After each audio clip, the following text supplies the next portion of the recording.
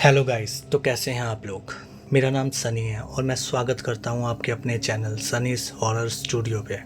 तो गाइस, आज जो कहानी मैं आपके लिए लेकर आया हूं वो एक ब्लैक मैजिक पे बेस्ड है। जी हाँ, सही सुना, ब्लैक मैजिक, काला जादू। ये स्टोरी मेरे एक फ्रेंड की है जिसका नाम सुमित है। सुमित जॉइंट फैमिली में रहता था। सुमित के पापा आर्मी में थे और मम्मा हाउसवाइफ थे।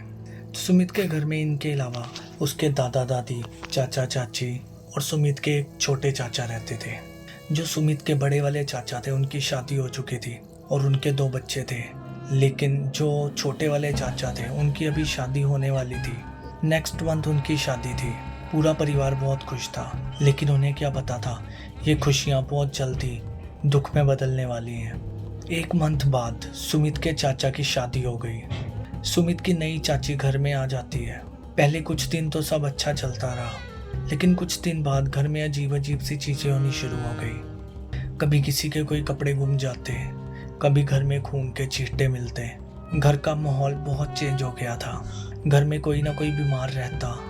मतलब कुल मिलाकर मनहूसियत फैल चुकी थी पूरे घर में। एक रात सुमित के चाचा सो रहे थे कि अचानक से उनकी नींद खुली। तो उन्होंने देखा सुमित की चाची बेड पर नहीं है। उन्होंने बाथरूम की तरफ देखा तो बाथरूम की लाइट भी बंद थी। फिर वो बेड से उठे और किचन की तरफ गए। सॉरी गाइस, मैं आपको बताना भूल गया, सुमित की चाची का नाम कमला था। जब सुमित के चाचा किचन की तरफ गए, किचन से रोशनी तो आ रही थी, लेकिन वो रोशनी बहुत थोड़ी थी, लाइट जलने की नहीं थी, जैसे कोई चूल्हा वगैरह जल रहा हो।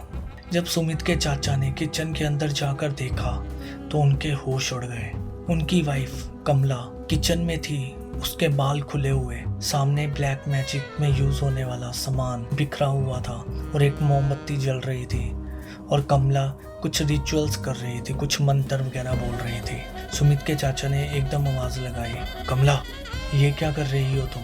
इतने में कमला बिल्कुल डर गई और हैरान होकर सुमित के चाचा की तरफ देखने लगी। सुमित के चाचा उसे पकड़कर कमरे में ले गए और मारने लगे कि तू ये सब क्या कर रही है, तू काला जादू करती है। तो कमला काफी डर गई और उन सुमित के चाचा से माफी मांगने लगी कि आज के बाद ऐसा कुछ नहीं होगा, मुझे माफ कर दो, एक मौका दे दो मुझे। तो सुमित के चाचा को भी कमला पर तरस आ गया। तो उसने सोचा चल कोई बात नहीं, ये इसकी पहली गलती है, माफ कर देता हूँ। पर उन्हें क्या पता था कि कमला की इस गलती को माफ करना उनकी लाइफ की आखिरी गलती होगी। उस दिन के बाद कमला ने घर में कोई ऐसी चीजें नहीं की। लेकिन थोड़े दिन बाद सुमित के चाचा की जो तबीयत है वो खराब होनी शुरू हो गई और किसी भी मेडिसिन से उन्हें कोई फर्क नहीं पड़ रहा था।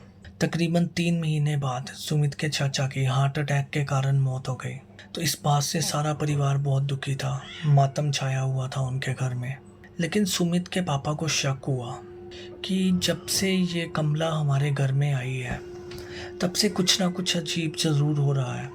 कोई ना कोई बीमार रहता है, घर पे मनहूसियत फैली हुई है। एक दिन जब कमला घर पे नहीं थी, कमला कहीं गई हुई थी मार्केट, तो उन्होंने कमला के रूम की तलाशी ली।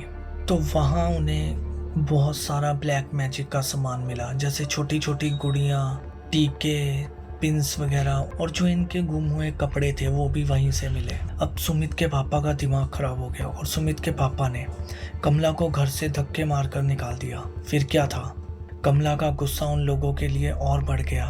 कमला ने कसम खाई कि इस घर को बर्बाद कर दूंगी, यहाँ कोई भी जिंदा नहीं रह पाएगा। तो हुआ भी ऐसा ही। तकरीबन 6 महीने के अंदर अंदर सुमित के पापा, मम्मी और दादा दादी की मौत हो गई।